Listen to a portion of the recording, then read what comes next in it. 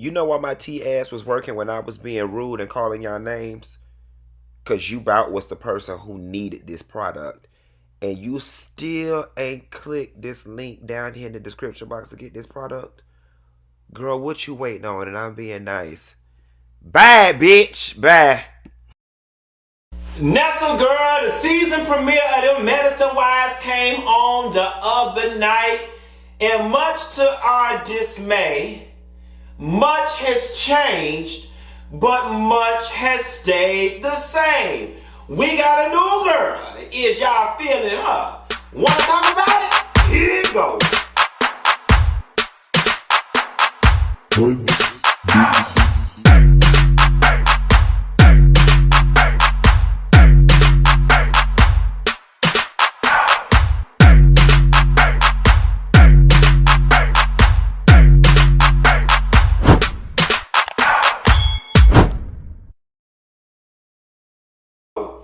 Nestle Girl, the new season of Medicine Wives just started, and I must say this first episode started off a little blah to me.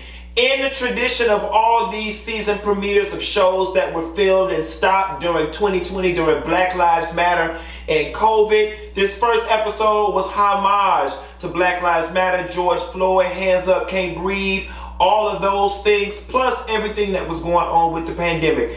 Just like all the other shows, Married to Medicine's filming protocols changed. Their filming got halted, altered, changed. But we've witnessed that now across all of the shows, and we can continue to expect that for anything that was shot in 2020. That being said, the episode opens up with them doing a testing drive down to New Birth Baptist Church with Jamal Bryant down there spending up the church's money and screwing all the pastoresses in between their legs and in their butt. But that's all right. They wasn't down there for that. They was down there for the COVID testing, thanks to Dr. Damon's situation, Heavenly, Scott, Contessa, Dr. Jackie. Everybody was out there, and noticeably missing was Dr. Simone. So we sit down and we find out that Simone and Jackie still have not communicated much since the previous reunion, or as the show says it, since New York. And y'all, I got a theory about it, and I'm gonna talk about that later when we get down into the weeds of the episode. But it was good to see that the doctors were out there doing the testing, and it was sad to see that Simone and Jackie could not get back on track. Michael, Simone's youngest son, is playing basketball. As Simone leaves her clinic, she goes home. I love Simone's relationship with her son. She was out there hooping with them, and then they did a flashback, and we begin to realize that all of these reality TV children on these shows, we saw them when they were little kids, and now they're all maturing, going off to college, having sex, love sex, dirty sex, every sex, homage to Jocelyn Hernandez. Or whatever the case may be. And Michael is going off to a small town in Tennessee or whatever. So I did like the conversation that Simone had with him as it related to Black Lives Matter or whatever the case may be. Now, you know, it ain't no secret. Simone's other son went off to Howard, and for whatever reason, he opted to come back home and take a different career path, a different route. No shame in this game. It ain't for everybody. But I do hope that Michael goes off and sees it through to the end and becomes whatever it is he is destined to become. They flash us to Toya, honey. Toya out there living a damn lie, bitch, because they got us on this first episode. She riding the golf cart and she loved her house and she having mimosas on the back of the golf cart with the white women or whatever the case.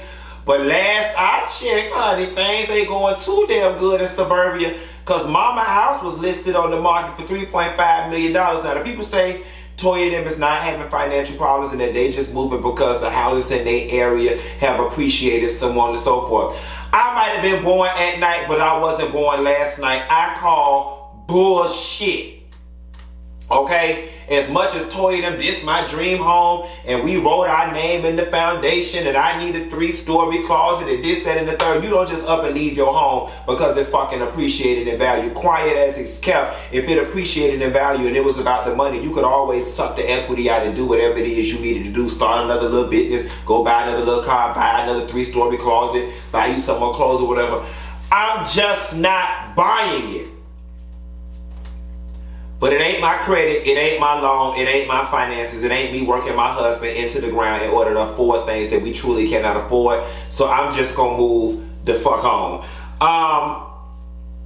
What was disheartening though is that folks is out here dying, and Eugene is working his fingers down to the bone. And this dizzy bitch in here talking about going on a date and going to Italy. Are you serious right now, mama? You came off real selfish based, and this man in here down. She talking about, Eugene was talking about, people having chest pains and they stomach hurt. Much of the same. Toya, last time I checked, bitch, you didn't have a half a degree in medical, yet alone common damn sense. How the hell you gonna tell this man much of the same? I'm gonna move on because I can go down a whole rabbit hole, and Toya is such an easy read that I'm not. Let's go on over to Contessa house, child. According to the previews, Contessa house is not a home. Baby, they say Contessa shit all fucked up right there, baby. Quiet as it's kept, Contessa, your house was in perfect equilibrium when you had Miss Renee right now. I don't give a good goddamn until I die or Married to Medicine die first. I'm gonna always root for Miss Renee. When Miss Renee was in the picture, shit was going on correct right there at Contessa house. Now you got Scott's daughter over there feeding your children witchcraft. You know black people don't play with all that. Sticks and stones may break my bones, they damn sure will. And them crystals just might hurt you.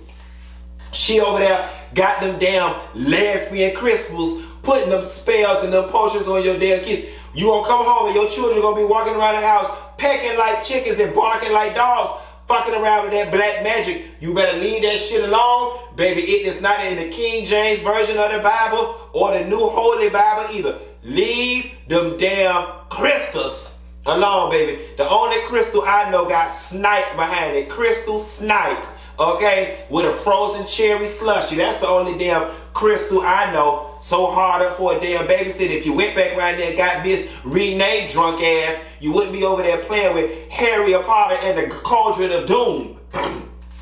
Nevertheless, that's about why your marriage on the fritz, because she done brought all this damn magic from God knows where, Romania, Transylvania, and the pits of hell into your damn home. Sweep that shit up in the dustpan and put it out to the corner when the trash come on Tuesday. We get to Dr. Jackie's house. Dr. Jackie's house looks amazing. Her and Curtis did an amazing job on the renovation. Quiet as it's kept, it was rich people problems because my broke ass wasn't nothing wrong with the house as it was, okay? But maybe when I get to that level, baby, I'll be able to look at luxury stuff that needed to be double luxury or whatever the case may be. But I loved it all. I loved the closet that had the window. I mean, Jackie just did it all, had a glamour. Baby, you know you rich. You know you rich when you dedicate a whole room for people to come around your house and do your hair and your makeup. Cause see, I'm black like this and not like this, bitch. We do our hair and our makeup in the bathroom.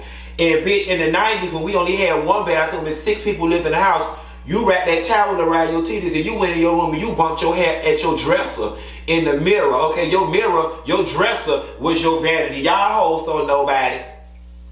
Y'all don't know about it. Y'all don't know about it. Y'all don't know about it. Y'all too bougie. Y'all too bougie. Like y'all blight like this and not like this. Y'all have whole damn rooms. I don't give a damn how much money I get. Bitch, I'm doing my hair. I might have upgraded from the bedroom. I'm doing my hair, my makeup in the bathroom. Okay, I'm finna dedicate no whole 300 square feet for no makeup and no damn hair.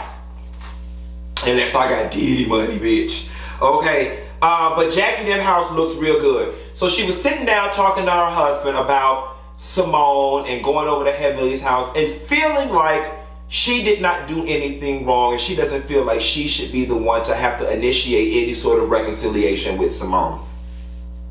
Um, you know what? Now would be a perfect time for us to talk about it. Because I was thinking about this on my car ride over from the gym and what I was going to say.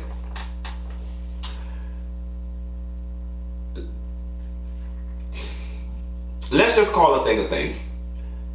The problem with Dr. Jackie and Dr. Simone is Dr. Heavenly. All right? Point blank period. We all see it. And it's not that Heavenly did anything. It's about the fact that Heavenly came into the picture and the dynamic of their friendship changed. And this is the part I was thinking about as I was driving home. I realized as I mature and matriculate through life that a lot of older friendships, that these long-standing friendships that were predicated on one specific dynamic, oftentimes they can't survive a change of dynamics. And that's what happened between Jackie and Simone. That's where it starts and it stops. It's not that one person did anything. It's not that you didn't have my back or one person said anything. It's the fact that they were bosom buddies for 20-something odd years. Then Heavenly came along, and for a while they were a threesome.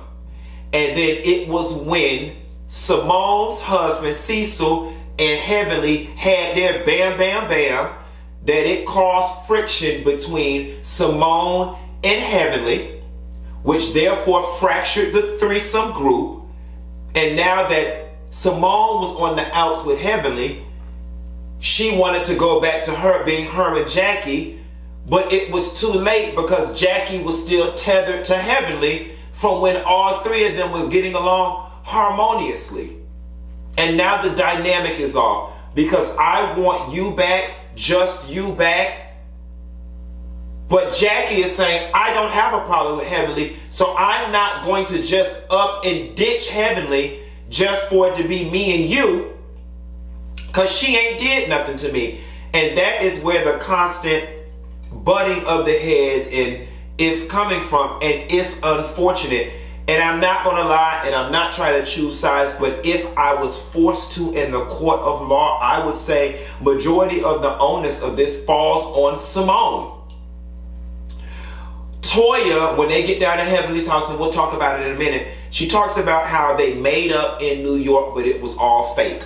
While Toya was drunk as all hell, I am leaning towards agreeing with her. I agree with her. You know, sometimes as adults in this country, we are taught to go along to get along.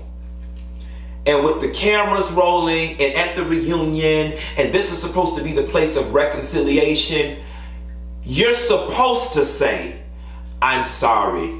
You're supposed to say, let's be the bigger person and move on. You're supposed to say, I want the old friendship back. That's the script. But the reality of the situation is, if you're not feeling it in your heart, then you're not feeling it. Now, I think that so much time has gone by in this space of dislike. I honestly think that Simone really could take or leave Dr. Heavenly. And I think she's leaning more on the leave side. I don't think Simone sees any real life benefit in being friends with Heavenly. I don't think Simone's been friends with Heavenly long enough that Heavenly's been impactful in her life and she misses her. I think Dr. Simone could take or leave Heavenly. I think Heavenly feels the same way. I think Jackie feels Simone is childish as hell and refuses to acquiesce to the playground politics.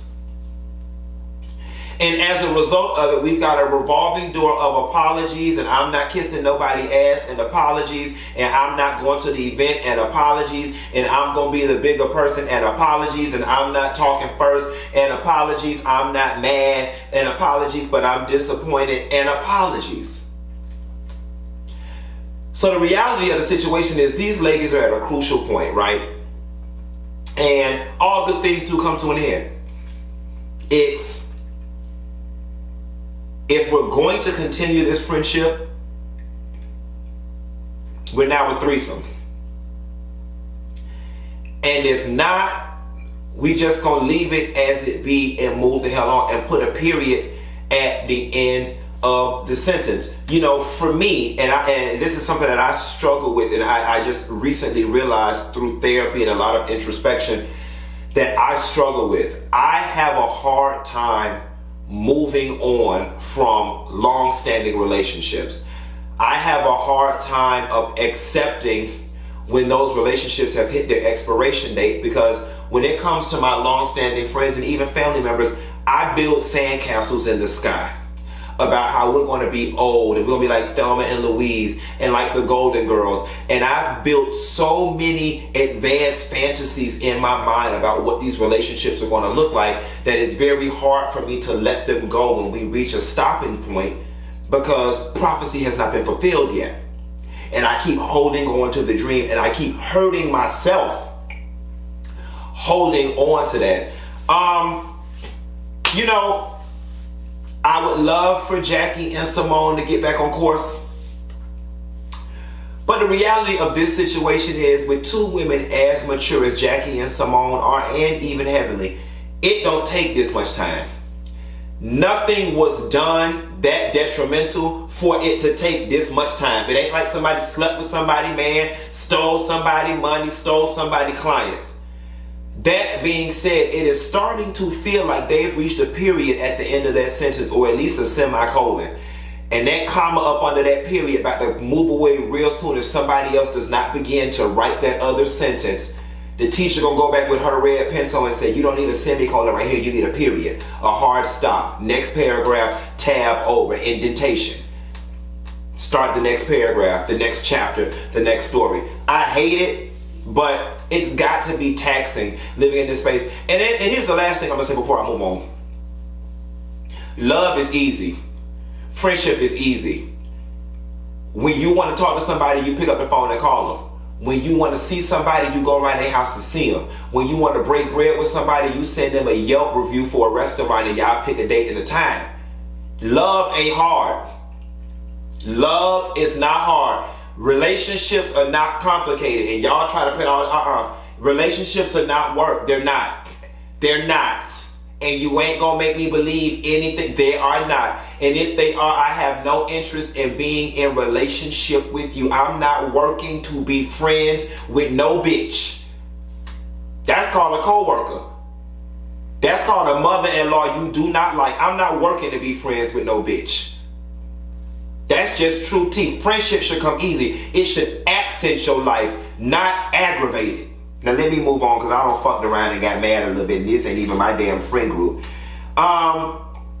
Heavenly talks about throwing a 50th party for Damon. Bitch, I fell out laughing when she said the kids praised Damon on being a great father. They ain't never said shit to her about it. But that's okay. That's okay. That was real funny to me. So we go to Toya's house as everybody gets ready to get in the Sprinter van, and we meet the new girl, Anila. I have no problem whatsoever with them adding someone to the cast that is non-black. I mean, because traditionally that's how all of these shows started, and that's what we have been accustomed to for a while. But there is something that speaks to Real Housewives of Atlanta and Married to Medicine being as successful as they were with all black women cast. I would have liked for us to have kept that vein. Maybe they couldn't find somebody else, but I'm down to explore other people, so we welcome Anila. Question is, are y'all feeling Anila or no? Now, I'm going to say this. I really studied Anila's movements in this very first episode, and I must say, it's left me looking at her with a very side eye, because for you to be the new girl who have not even met the other ladies yet, as far as I was concerned, you were way too opinionated. You had way too much to say. And then when you were at Heavenly's house, you took on Toya's battles. Toya didn't want to wear the mask, so you decided you gonna take your mask off. You chiming all in. You don't even have the backstory, not any more or less than we do as a viewer. So it read to me very, I got this opportunity to be on this show, and I'm gonna work to be a reality star. That's really what your performance and what your appearance gave me, a performance. Instead of just coming on and being a person who the cameras were following, you came on to be a reality star. Because you were just doing way too much to not be involved a single iota of anything in any of this mess, and it was very off-putting. I'm not going to completely nail you to the cross just yet. I'm going to let it ride. But I'm going to give y'all a spoiler alert. Spoiler alert! Toya and Anila fall out and they no longer friends. Contessa and Jackie ride together. They was running late. They had to work. Everybody calling them trying to see where they was at. And they talk about the Simone situation again, that we're tired of. And here's the thing. Y'all better not beat this Jackie and Simone not being friends thing from here to the damn end of the season, okay? Obviously, they asked like they don't care. We don't care either. Everybody gets to Jack's Heavenly's house, and Simone and them get there. Child, let me tell y'all something. Jackie is one low-down, shady heifer. Do you hear me? Jackie was sitting her ass at that table comfortably with no mask on. Simone and them walk in, and she so nice, nasty, put her mask on. Now, one, if I wanted to be messy and reach, I could say it was throwing shade, or one could say 8 people pulled up and she didn't feel comfortable with 8 people being around her. Because it's Jackie, I'm going to give her the benefit of the doubt and say it's the latter. But bitch, my spirit is telling me otherwise. Simone's confessional flashes and she says, just what I expected, nothing. Well, Simone, your ass was the one who walked into the party last, so you were supposed to speak first. You walked into an established group that was already canoodling or whatever the case may be. And again, this is where y'all continue to bump heads because both of y'all, all of y'all, are having the same expectation for one another but not willing to perform said expectation first. Grow the entire fuck up, please. Something that was very, very, very awkward.